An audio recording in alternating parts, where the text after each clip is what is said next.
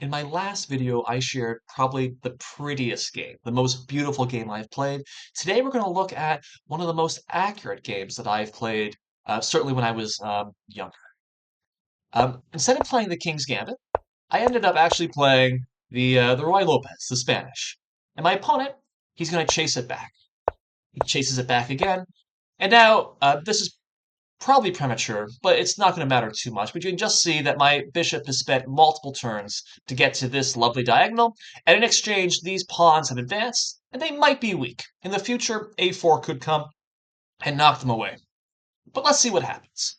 My opponent, he plays h6.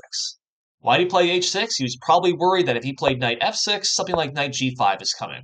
It's kind of like that fried liver attack we learn about in the Italian, but with a6 and b5 thrown in. So he plays h6. But I hope at this point you're immediately thinking, hey, hold on a second, isn't this an unnecessary pawn move? And you'd be absolutely correct. Black has a whole bunch of other moves that he could play. Again, there's nothing wrong with playing knight f6, bishop e7, just playing bishop c5. Both those are good choices. Even something like the semi-closed, bishop b7 might even be good.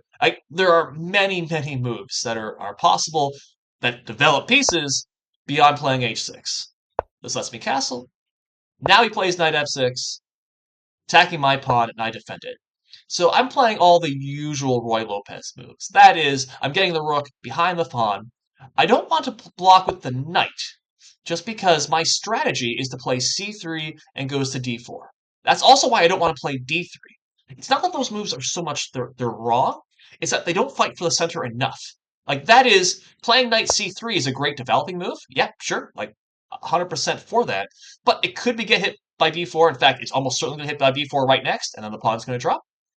And simply by playing d3, I mean, it's a fine move, it's preparing development, all that is great, but it's not d4, right? If I can play d4, I should.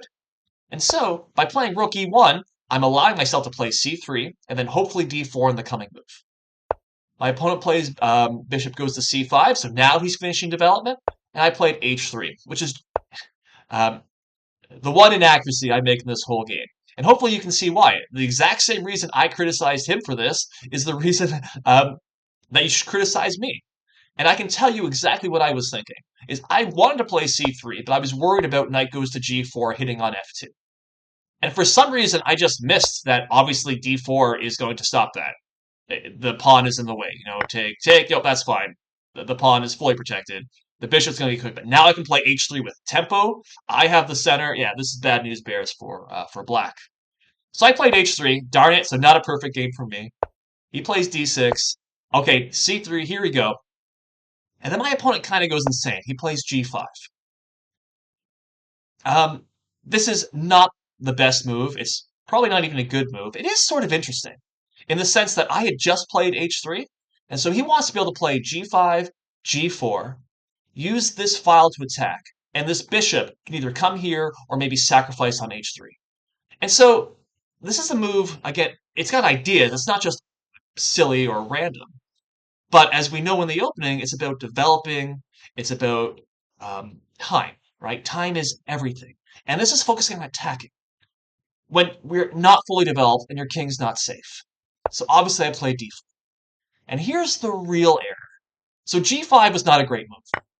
This is a terrible move. Because at this point, by taking the pawn, I now have complete control of the center. And I want you to notice how it can move. It can go forward. It can advance. Backing up. If you were to simply bring this bishop back, notice how I can't bring my knight here. And if I were to bring my knight over here, that's interfering with the queen's defense of d4. Then black can take. It's a little bit awkward to finish my development. Sorry. And then also look how this pawn can't move forward. It's literally stuck. Instead, once black takes, look at this. I've got the center. I can bring my knight to the best square. And either one of these pawns can move forward, opening things up. Here at this point, my opponent, he castles. He chickens out. What would happen if he kept going with the attack? g4. Well, what I would do is, again, the idea isn't to just play an automatic move. The idea is I have basically complete development. I have the center. I've castled, he's not. So my first reaction should not be an automatic take or an automatically moving the knight. I should be thinking, is there a tactic? Because if there is, I win the game. E5. And black is just in huge trouble. If he takes my knight, I take his knight with check. Oh, that's absolutely terrible. If he blocks with the bishop, d5, that's a fork. So he's just losing absolute huge amounts of materials. Is he going to try and move the king like this? Well, he's down a pawn, and then something like this coming on over, where the queen and the bishop are going to come, and black is just basically lights out, completely losing. And so black can't play g5. And if he can't play g5 and he castles instead, he's only left with weaknesses around the king. So that's not very good. I play queen goes to d3, setting up a really nasty tactic, which my opponent falls into. He moves the bishop. Okay, I wonder why he did that. I don't know. Okay, e5. I'm using that center. And I think this hopefully makes perfect sense. I've got all my pieces developed except for this guy. Where does this bishop want to go? Does he want to go to d2? Is it really good there? I don't know. Do I want to go to e3? That just blocks my rook, right?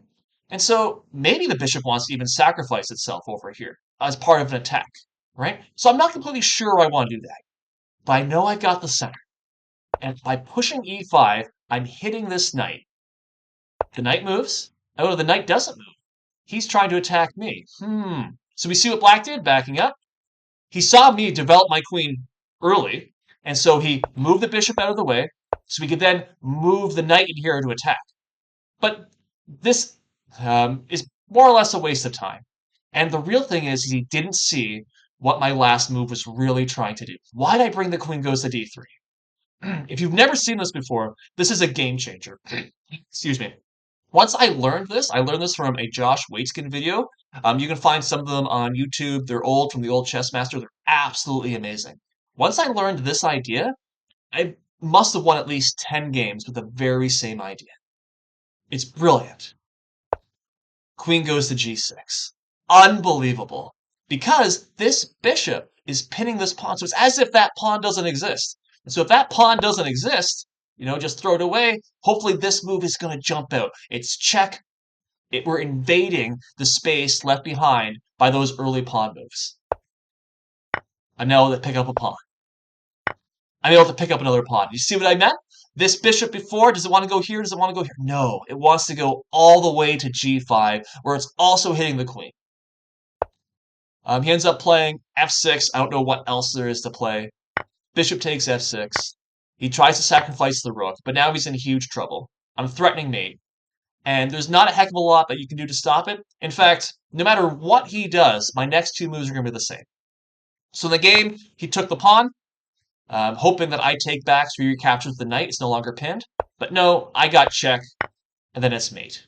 But what's really cool is that if he does anything else besides queen takes f6, I'm going to do the exact same thing. So, for example, how does he defend against mate? Let's say he plays queen goes to g8. Same thing. I'm going to throw my rook all the way down. If you take, that's mate. And if you don't take, like I don't know, you like move your bishop somewhere, right? It's still mate because of the pin. So no matter what happens, the finale was already there. So what happened in this game? Hopefully, we can see at the beginning. Black wasted some time, but so did white. I played c3. I was going to claim the center. Black was focused on attacking. Black gave me the center, and I had full development. I was ready to then crush, and I'm able to use my center. And then I had a little sneaky little tactic idea. You can see now the idea behind queen goes to d3. I was setting up this pin all the way over here, right? So again, one of the things that I share in my course throughout, it's the open E file, it's the king diagonal, it's the bishop takes f7, it's these little patterns. This is another one, taking advantage of this pawn being pinned with a piece that's able to come onto g6 here. It seems really, really specific. It comes up again and again and again. I've won numerous games with this exact idea or by threatening this idea. The more of these things you learn, the better. And then once I executed it, the game was completely over. And so, again, I want you to learn these patterns, absorb the patterns, apply them in your own games. Once you can start doing that, again, the wins are going to absolutely pile up. And again, it's a lot of fun when it works. So that's that. This is the second of three of my games. There's going to be one more coming up. Otherwise, thanks for watching, everyone. Thanks for listening. Bye for now.